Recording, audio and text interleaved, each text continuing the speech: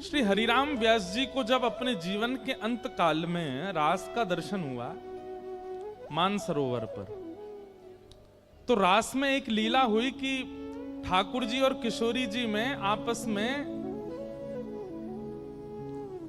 एक कंपटीशन हुआ। पहले ठाकुर जी आए तो ठाकुर जी ने आकर के अपने हाथ नहीं हिलाए, केवल पैरन से ही ऐसा नृत्य किया कि पैरन के नृत्य देख करके, वो पैरन की चाल देख करके, पैरंग की त्रिभंगता देख करके जितनी सखी थी सब जय जयकार करने लगी। ठाकुर जी ने नृत्य किया, अब बोले किशोरी जी अब आप करो।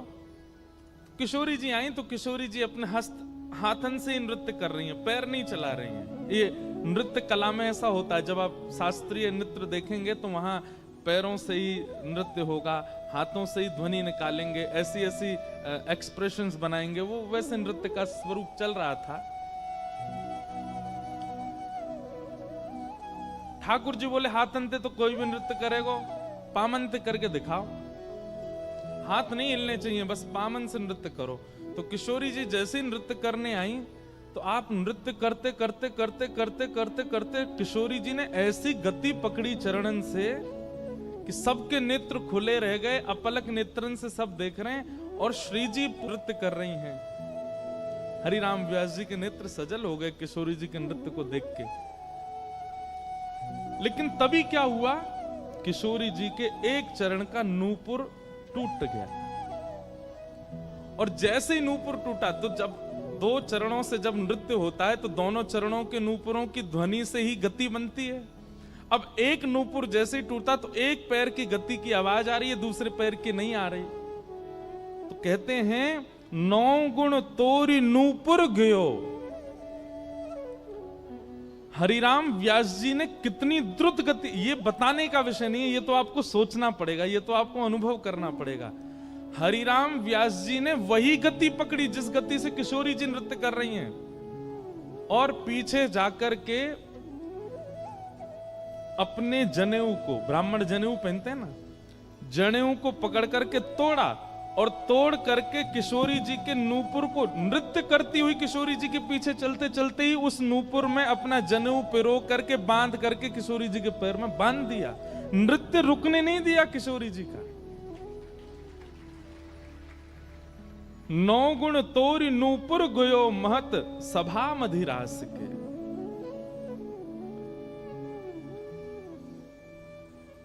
अब ये बताने में मैं बता भी नहीं पाऊंगा, आप ऐसे समझ भी नहीं पाओगे, ये तो चिंतन करना पड़ेगा कि किशोरी जी नृत्य कर रही हैं, इतनी द्रुत गति से नाच रही हैं और तभी हरिराम व्यास जी ने देखी कि एक नूपुर की ध्वनि नहीं आ रही, तो पीछे पीछे दौड़ करके और किशोरी जी के वह नूपुर को पकड़, दौड़ते दौड़ते पकड़ रहे हैं, उसमें अपना जनेऊ पिरो करके बांध करके किशोरी जी के चरण में बांध दिया। किशोरी जी रुकी नहीं है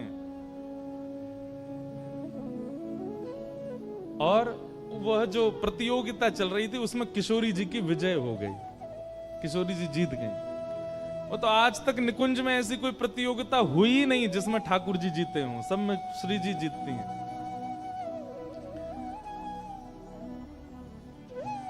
लेकिन किसी ने हरिराम व्यास जी से कहा, बोले 3 धागे का ये जो जनेऊ होता है ये इतना पवित्र माना जाता है कि अगर व्यक्ति शौच आदि के लिए भी जाता है तो ब्राह्मण लोग इसको अपने कान पर अंटा बांधते हैं, नाभि से ऊपर रखते हैं कि कहीं अपवित्र ना हो जाए। इतनी पवित्रता का ध्यान रखते हैं कि महाराज अगर ये सूतक घर में आ जाते हैं, सोबर आ जाते हैं तो जनेऊ बदलना पड़ता है और जनेऊ बदलने के लिए पंचगव्य पीना पड़ता है, सूर्य की आराधना करनी पड़ती है, गायत्री उपासना करनी पड़ती, तब जाके जनेऊ सिद्ध होके पुनः धारण होता है। इतनी महिमा वेद शास्त्रों में जनेऊ की कही गई और आपने जनेऊ तोड़ दिया। हरिराम व्यास जी का उत्तर सुनने लायक है। बोले भैया जनेऊ पहनवे तो कहा हो भाई ये बताओ। बोले पुण्य मिलते हैं। जनेऊ पहनने से क्या होता है, देव ऋण, ऋषि ऋण, पितृ ऋण, हमारे ऊपर 3 लोन चलते हैं। बहुत सावधानी से सुनिएगा, 3 लोन हैं हमारे ऊपर। पहला लोन चलता है हमारे ऊपर देवताओं का, इसलिए समय समय पर देवताओं को जाके हम प्रणाम करते हैं कि उनकी कृपा से हम जी रहे हैं। ये लोन है उनका हमारे ऊपर, इसलिए कभी कभी मंदिर जाके उनको वंदन करना चाहिए। देव ऋण। दूसरा है पितृ ऋण। पितृ ऋण मतलब हमारे दादा नाना परदादा जिस कुल में हम जन्मे, तो जब श्राद्ध पक्ष आता है तो हम उनके निमित्त भोजन कराते हैं आदि आदि, वो पितृ ऋण है। उन लोगों का ऋण है हमारे ऊपर, वो नहीं होते तो हमारा खानदान क्या होता, कुल क्या होता, गोत्र क्या होता। देव ऋण, पितृ ऋण और तीसरा है ऋषि ऋण। हम सबके गोत्र हैं, कोई भरद्वाज है, कोई गौतम है, कोई अन्य अन्य सबके गोत्र हैं। इसका मतलब हम उन ऋषि की परंपरा में, ऋषियों के नाम से ही गोत्र होता है, गोत्र कोई अलग नहीं हो सकता। तो उन ऋषियों का ऋण चल रहा है हमारे ऊपर, तो इसलिए देव ऋण, पितृ ऋण और ऋषि ऋण, ये तीनों ऋण हमारे कम होते हैं अगर हम जनेऊ पहन करके पाठ पूजा आदि करते हैं, तो धीरे धीरे घटने लग जाते हैं।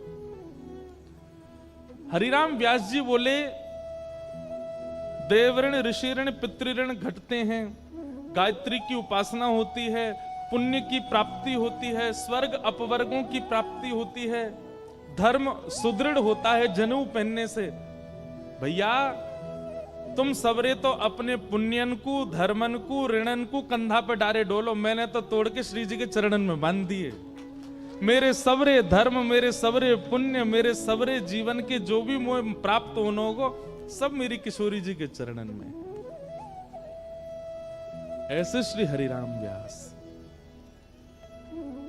जिनका चरित्र हम कल, और हरिराम व्यास जी की स्थिति बनी कैसे? महादेव की कृपा, महादेव की कृपा से। ऐसे श्री हरिराम व्यास जी को हम प्रणाम करते हैं।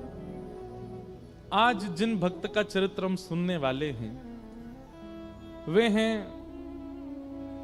भक्त भूप श्री रत्नावती जी, रानी रत्नावती। भक्त भूप, भूप मतलब राजा, और भूप शब्द किसके लिए प्रयोग होता है ये हमने आज भी बताया, कल भी बताया। जो ठाकुर जी से ज्यादा ठाकुर जी के भक्तन के भक्त हैं। दासानुदासो भवतास्म भूय,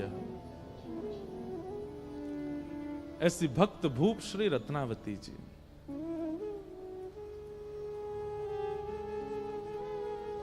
भैया हरि की सेवा करोगे तो हरि तो वैकुंठ देत, हरि तो वैकुंठ देंगे, पर हरिजनों की सेवा करोगे तो हरिजन तो हरि ही देत।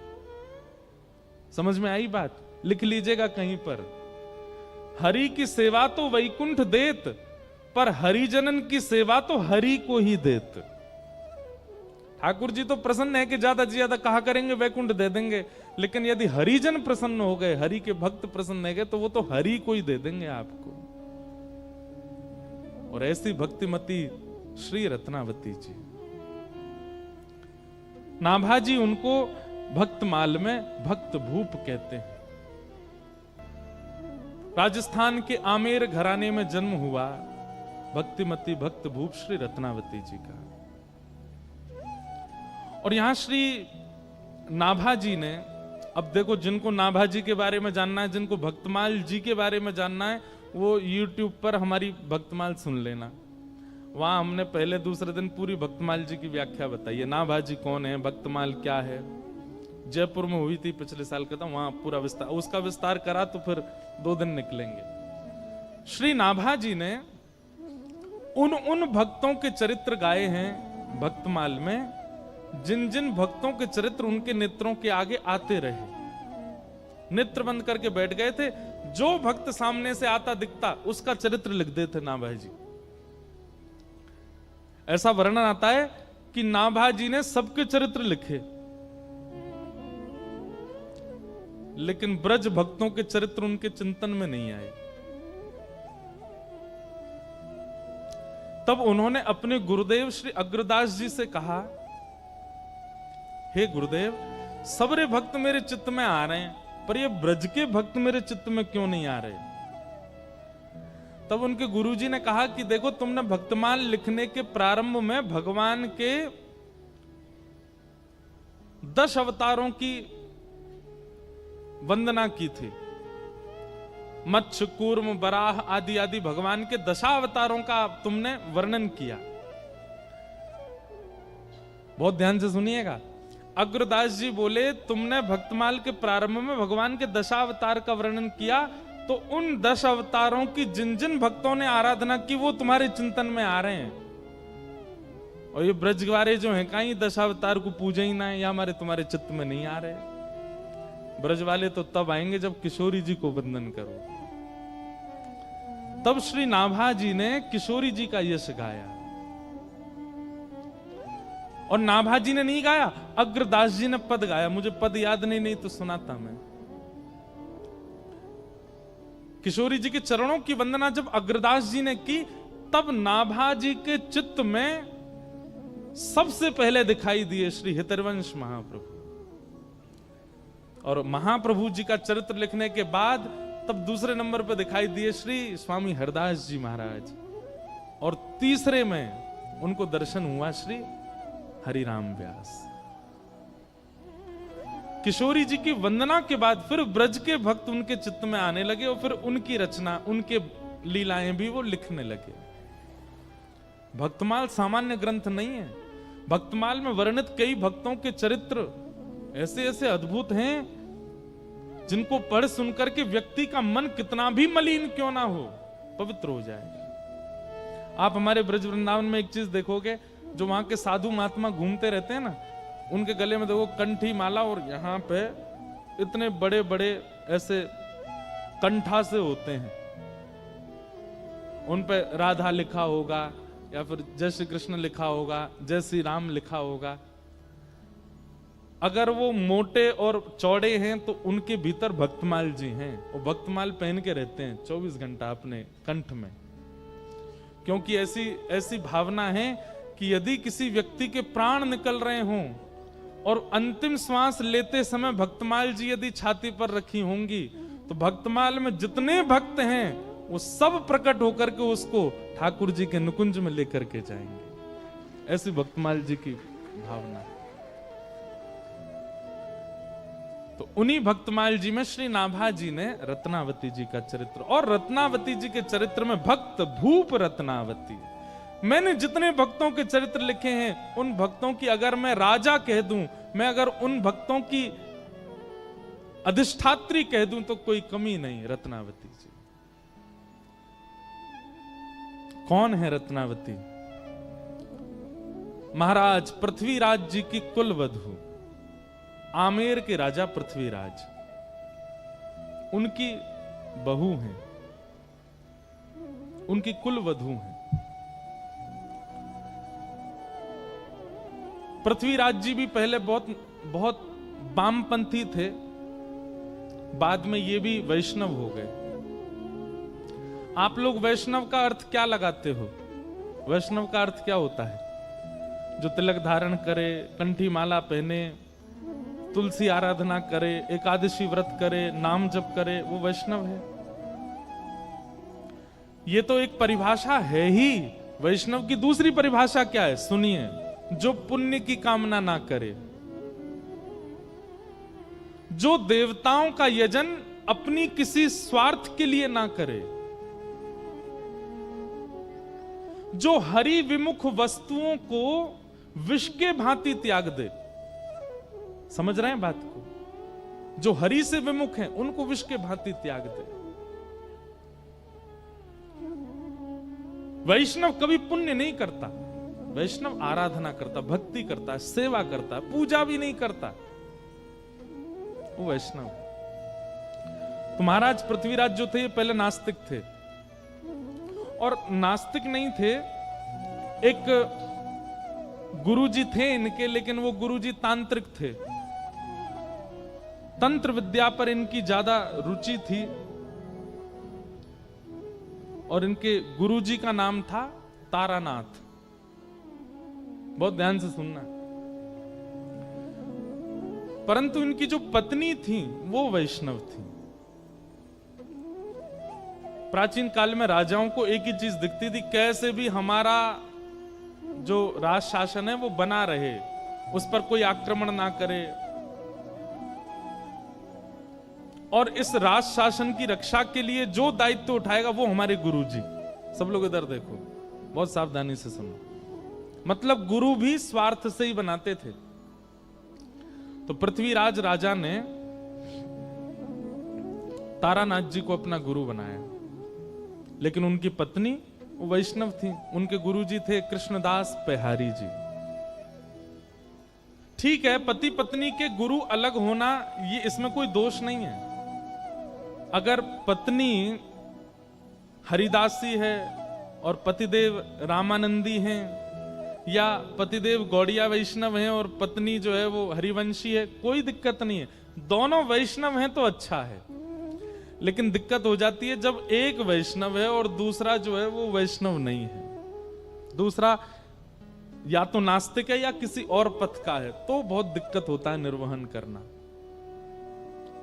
इसलिए हम निवेदन करते हैं कि भाई अभी जितने युवा हैं, अगर तुम वैष्णव हो तो भाई घर वालों से ये कह दो, पैसा वाला हो, सुंदर हो, धनवान हो, पढ़ा लिखा हो, ये सब बाद की बात, वैष्णव हो।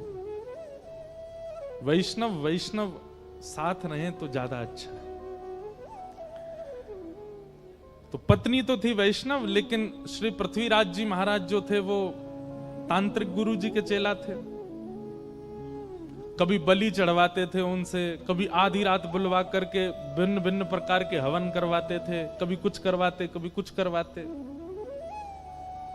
और पृथ्वीराज का तांत्रिक विद्या से राज शासन बचा भी हुआ था। उसको और विश्वास हो गया अपने गुरुजी में।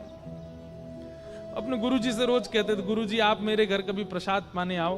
तो तारानाथ कहते, तुम्हारी पत्नी जो है ना वो वैष्णव है, और वैष्णवों का हाथ का खाने से हमारी जो विद्या है वो नष्ट हो जाती है, इसलिए तुम्हारे घर का भोजन मैं नहीं करूंगा। पहले अपनी पत्नी से कहो मुझसे दीक्षा लेवे, मेरी चेली बने, तब मैं आऊंगा घर पे। अब तो घर में पहले कोई विवाद नहीं था, लेकिन अब विवाद होने लगा। क्यों? पृथ्वीराज जी आते और अपनी पत्नी से रोज लड़ते, तुम्हारी वजह से गुरुजी घर नहीं आ रहे हैं, तुम वैष्णव हो, तुम ठाकुर जी की सेवा करती हो, तुम्हारे गुरुजी कृष्णदास पेहारी जी इसलिए गुरुजी नहीं आते, तुम्हारी वजह से हमारा घर जो है गुरुजी के चरणों से नहीं अंकित हो पाया। अब पत्नी कहे मुझे आपके गुरुजी से कोई दिक्कत नहीं, आप किन्हीं को भी भजो, लेकिन अब मैं एक बार दीक्षा ग्रहण कर चुकी, मैं वैष्णव परंपरा में आ चुकी, मैं कैसे त्याग दूं? गुरुजी तो घर आते ही नहीं थे। एक समय ऐसा आया कि पृथ्वीराज ने भी घर पर प्रसाद पाना बंद कर दिया। आश्रम जाते गुरुजी के पास ही भोजन करते। अब इससे परेशान हो गई उनकी पत्नी, अब क्या करें? तब एक दिन कृष्णदास पेहारी जी के दर्शन करने के लिए पत्नी गई और उन्होंने जाके चरणों में निवेदन किया, गुरुजी मुझे कोई दिक्कत नहीं कि मेरे पति के गुरुदेव अलग, पर उनकी वजह से घर में ये सब होता है, वो मुझे जबरदस्ती कहते हैं इनसे दीक्षा लो, आप कुछ कृपा करो। कृष्णदास पेहारी जी ने केवल इतना पूछा, तुम्हारे पति के गुरुदेव वैष्णव हैं कि नहीं, ये बताओ। बोले नहीं वैष्णव तो नहीं, वो तो तंत्र विद्या करते हैं, नींबू टांग दो, मिर्ची यूं कर दो, यहाँ पे ये कर आओ, वहां पे पीछे दिया जलाओ, पीछे मुड़ के मत देखना, ऐसे ऐसे क्रिया करवाते हैं, ये वैष्णव का काम नहीं। और एक बात और बोले आपको, बुरा तो नहीं मानेंगे, आजकल हम सब लोगों का रुझान भी ऐसी जगह बहुत ज्यादा हो गया। कई लोग आते महाराज जी हम बहुत दुखी हैं, हमारे जीवन में बहुत कष्ट है, हम उनसे अगर सीधे कहते नाम जप किया करो, ये महाराज जी कुछ नहीं जानते, यूं कह रहे नाम जप करो। लेकिन उनको एक बात कह दो, सुनो आगामी सोमवार से रात के 12 बजे स्नान करना। अच्छा, फिर कोरे वस्त्र पहनना जो पहले नहीं पहने हों, ठीक है, और बाल गीले ही रहने देना, सुखाना मत। कोई है नहीं, ऐसे ही है, बाल गीले रहना। अच्छा ठीक है, गीले रहेंगे। शैम्पू लगाएं कि नहीं? लगा लेना। और फिर एक शुद्ध आसन लेना, उस पर बैठ जाना। अच्छा सीधे बोल दिया आसन पे बैठ के नाम जब, तो भी नहीं, आगे 2 पात्र रखना, एक पात्र में पूड़ी रखना, दूसरी पात्र में रोटी रखना, एक पात्र में अचार रखना, दूसरे पात्र, ऐसे 2-4 आइटम बता दो, और फिर बैठ करके हरे कृष्ण कृष्ण कृष्ण हरे हरे, हरे राम राम राम, इसकी 108 माला करना।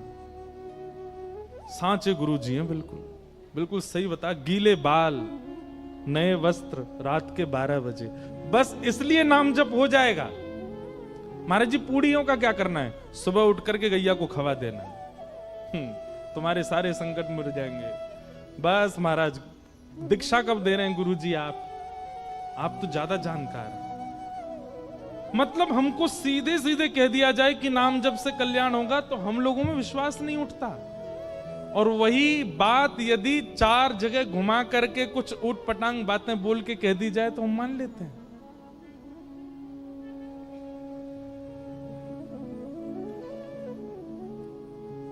एक बार शिवरात्रि पर मैं गया दर्शन करने महादेव के, तो शंकर भगवान पे काली मिर्च चढ़ी हुई थी खूब सारी।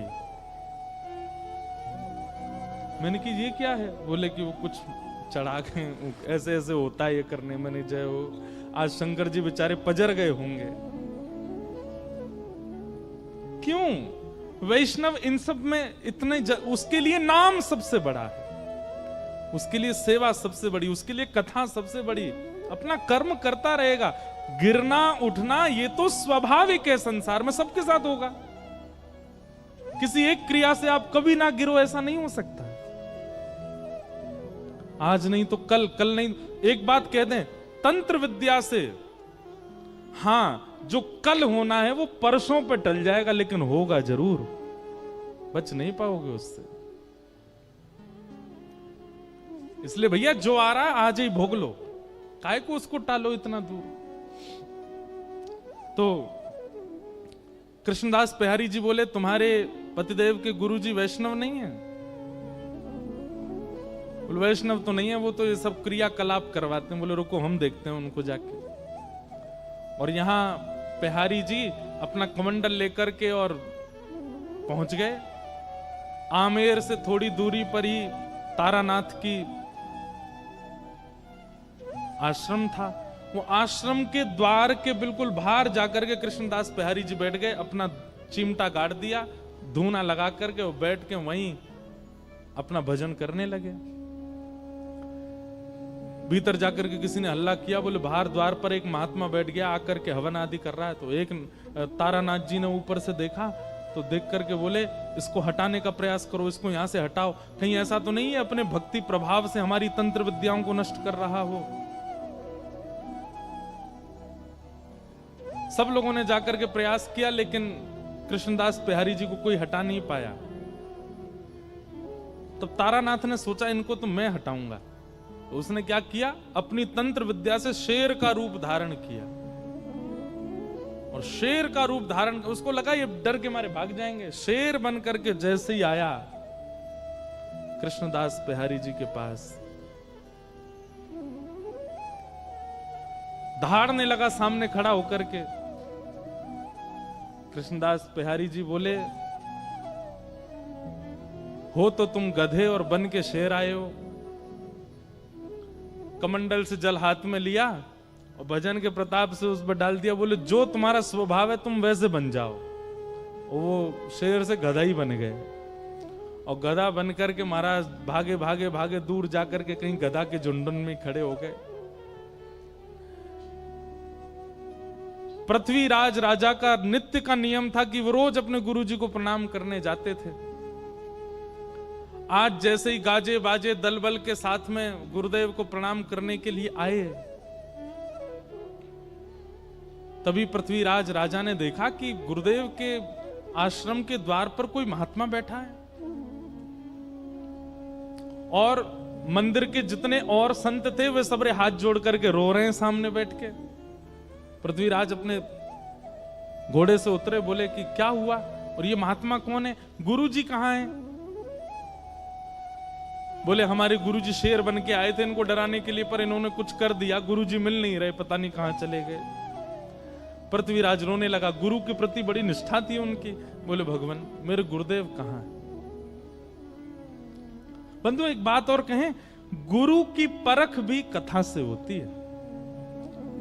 हम दीक्षा नहीं देते अभी, बहुत सारे बच्चे चाहते हैं कि दें।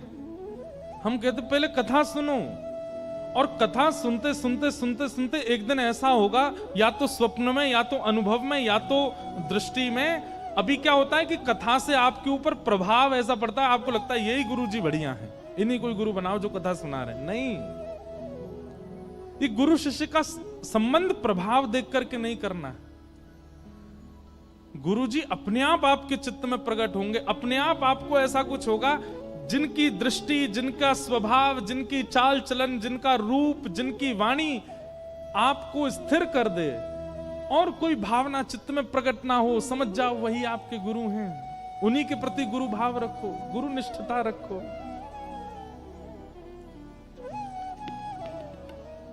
चरित्र, भगवत चरित्र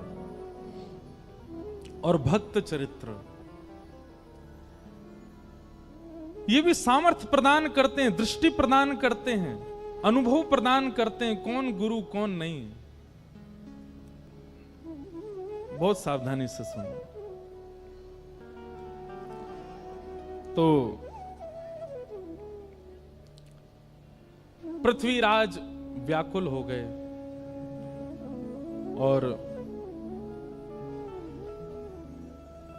व्याकुल होकर के श्री कृष्णदास बिहारी जी से पूछने लगे कि महाराज मेरे गुरु जी कहां हैं, ये बताओ। मैं निवेदन कर रहा था कि गुरु बोध भी सत्संग कराता है। कई बार कई लोग ऐसे प्रभाव में पढ़कर के भी गुरु बना लेते हैं, और फिर बाद में उनको लगता है कि शायद हमारे जीवन में परिवर्तन नहीं हो पाया। गुरु वही जो हरि सो मिलावे,